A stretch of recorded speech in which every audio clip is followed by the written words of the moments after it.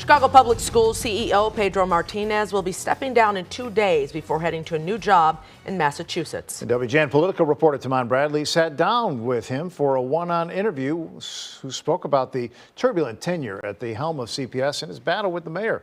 Tamon joins us now live from CPS headquarters. Tamon. Ray and Micah, good evening. He went there in this exit interview. CPS CEO Pedro Martinez, just 2 days before he leaves his job, opened up about the moment that Mayor Johnson asked him to leave and his fears for the future of the district. Pedro Martinez served as CPS CEO for less than 4 years, but his battle with Mayor Brandon Johnson over school finances will likely live forever in Chicago lore. What do we ask? We're asked to borrow. The most irresponsible thing you can ask. And he said, Pedro, you have credibility in finances. You were the CFO. You can sell this. I said, Mayor, it's not the right thing to do. You're getting bad advice.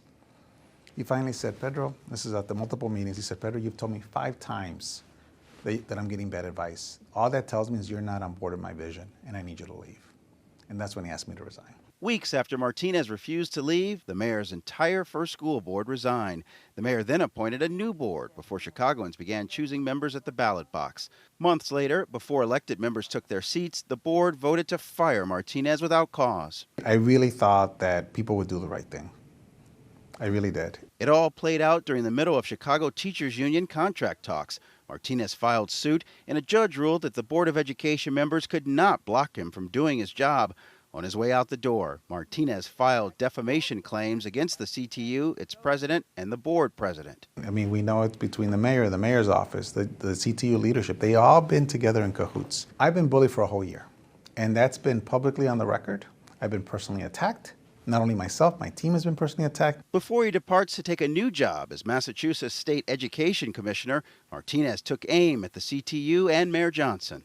So if you look at what's happening with CTA right now, you know, they're asking for a bailout. That's always been the plan for CPS, is to put the district in financial distress and to ask for a bailout. And so either Whose plan is it? Has always been the union and has been the mayor's office, because they think somehow that because the governor has political aspirations to be in D.C., that somehow he's going to do that.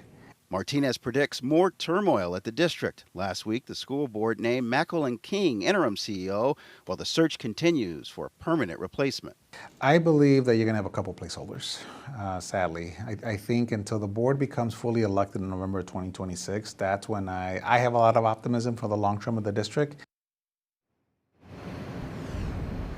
Rather than borrowing or a state bailout, Martinez wants City Council to use TIF funds to shore up school district finances.